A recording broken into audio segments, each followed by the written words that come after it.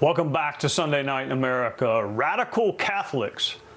Those are not words you typically see together unless you're reading FBI memos. You may recall an FBI field office in Virginia was concerned about all the violent crime and extremism being committed by Catholics. FBI Director Chris Wray said he was shocked, but it was just one memo from one office. Now it sure seems to look like a lot more than that. Joining us now is Congressman Mike Johnson from the great state of Louisiana. Congressman, another week, more questions for the FBI. What is the latest with these radical jihadist nuns? Yeah, it sounds crazy, but this is exactly what's happening. And as you said, Trey, the director himself, the FBI director himself, Chris Wray, testified to us in Judiciary Committee under oath on July 12th and insisted that this was just a one-off, nothing to see here, folks. This was just, a rogue operation out of the Richmond field office. But now we know, about 2 weeks after his testimony, we got an unredacted document that tells us the real truth. And we know that at least 2 other field offices were directly involved, including Portland and Los Angeles. And Trey, for all we know, it was a whole of bureau approach to targeting traditional Catholics as potential domestic terrorists. We're not making this up. It is really incredible that this would be happening, but the DOJ has been weaponized. There's no other way to say it. You know, Congressman, as it relates to Director Wray, it's one thing to not know everything that's happening in every single field office. That's one thing. It's another thing, once you learn, to still get it wrong before you go to Congress. I mean, the director just either seems to be struggling to grasp what is happening within his bureau, or he struggles to tell you the truth of what's happening within his bureau, neither of which is very good.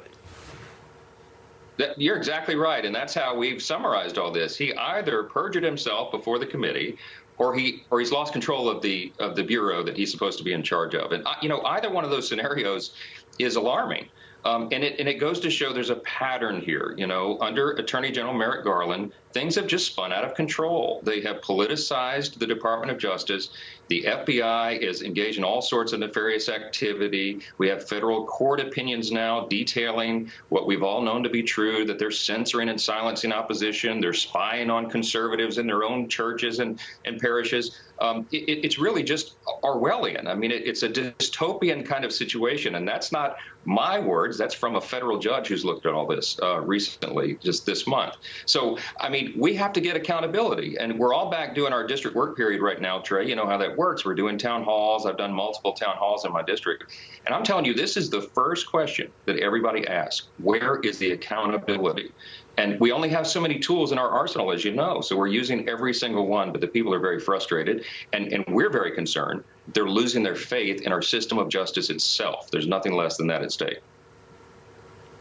Yeah, well, I will tell the great people of Louisiana, their congressman cannot indict anyone. That is outside his powers. I used to get that question, too. I mean, when are people going to go to jail? I mean, that was my old job. That may be your next job, but it's not your job right now. But speaking of going to jail and speaking of prosecutors, recently Special Counsel was finally appointed in the Hunter Biden case. One thing I learned watching you guys, Mike, during the Robert Mueller hearing is the person who learned the most about the Mueller report during your hearing was Robert Mueller. Someone else was running that investigation. Are you also interested in the prosecutors and FBI agents that David Weiss is going to hire as part of his special counsel team?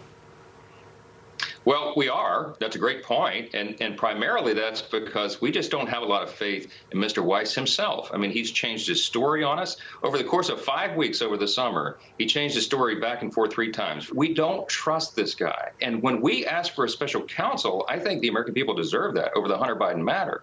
But we didn't want somebody inside the DOJ who's in on it. He's answerable directly to Merrick Garland. And I think that defies not only the spirit, but the letter of the federal regulation on point that says a special counsel is supposed to be from outside the government. The whole idea is that you get an objective, third party. And that is not what Mr. Weiss is. A lot of work in August in Louisiana, educating your constituents, and a lot of work waiting on you when you get back to D.C. Congressman Mike Johnson from the great state of Louisiana, thank you for joining us. Thanks, brother. Good to see you.